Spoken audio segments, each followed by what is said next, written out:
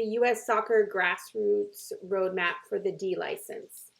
So let's stop and think for a second about what a roadmap really is. Okay, so if we think about like a group, if we have directions and we're looking at directions from how to get from point A to point B.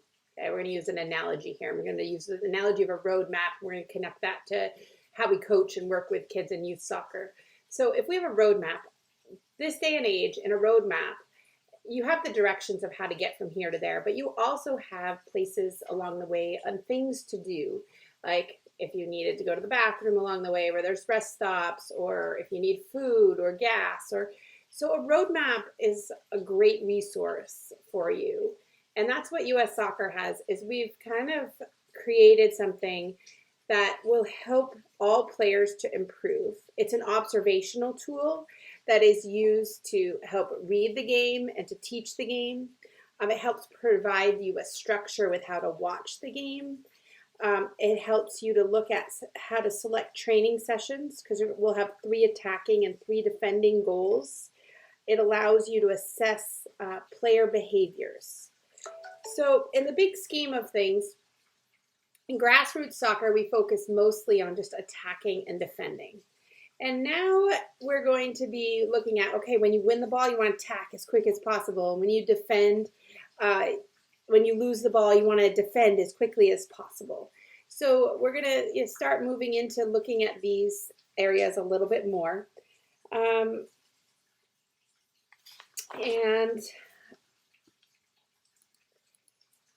then, okay, so this is our official roadmap for attacking, okay?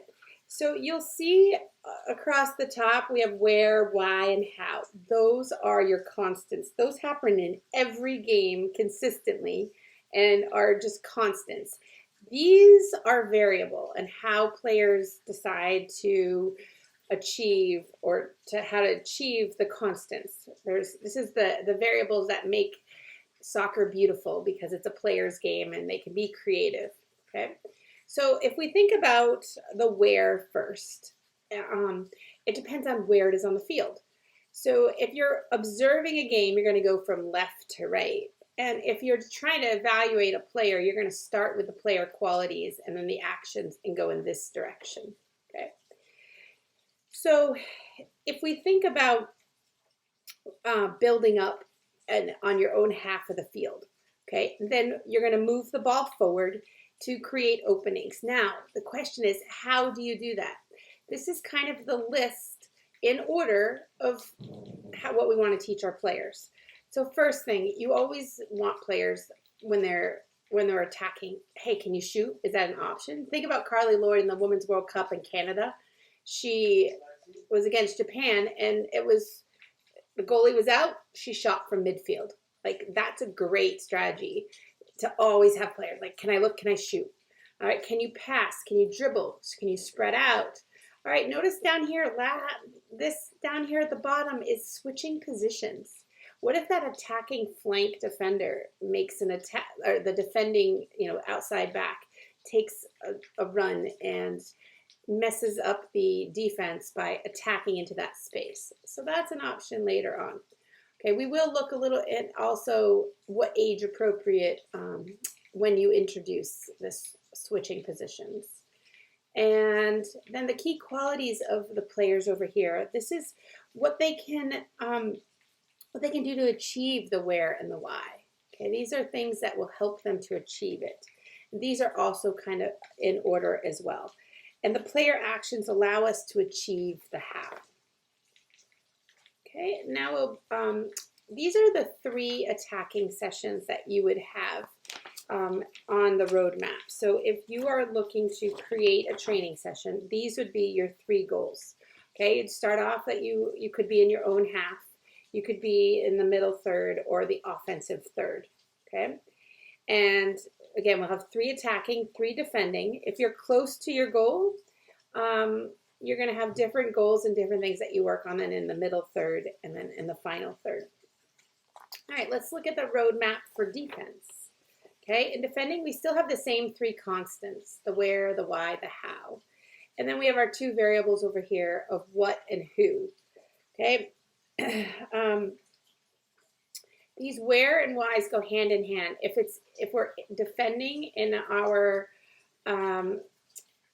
offensive third, so we're defending in this region right in here, then we're going to prevent the opponent from moving the ball forward. You want to try to regain the ball. If we're in that middle third, we want to prevent them from building up, okay? And if we're in that final third where we're close to our own goal, you really want to prevent any scoring chances and just deny every chance they possibly have. So where it is on the field goes hand in hand with the goal or why we're doing this. And the how is like, for example, if we're trying to close openings close to goal, we want to keep them closed, okay? And the variables over here, these are what the coaches kind of can train players to make these decisions, or the coaches can help players to make these decisions. But it is up to the coach to decide what the desired player actions are in each third of the field, and to teach those and to teach these player actions during training sessions. In our defensive third, okay, down here, that's where, again, these are the defending goal topics for training sessions in grassroots. So these, if you are working in your defensive third, you're going to be trying to make sure that no one gets a scoring chance at your goal side of every player. And then if you're in this third, you're going to be preventing the opponents from building up and creating those chances. Okay, you're going to try to prevent them from being able to attack into that space. And it's really just the reverse of the goals that we had for attacking. And then if we're defending in the offensive third, we're going to just prevent them from building it up in their own half.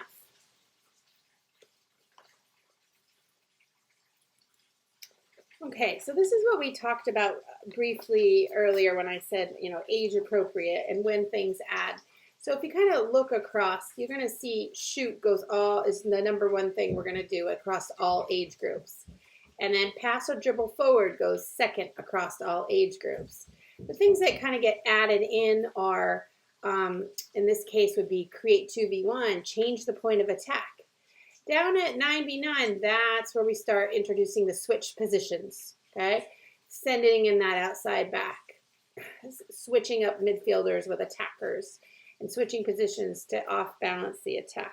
So it's important to just see these as progressions, but everything it's a consistent model. So anything you learned at U6 automatically carries through to U7, to 7v7, which goes to the 9v9.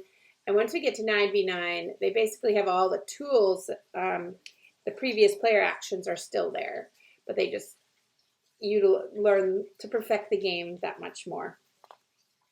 And then down here, it's just, we want to stress that when you go from a defense to attack, the common language is attack as quickly as possible.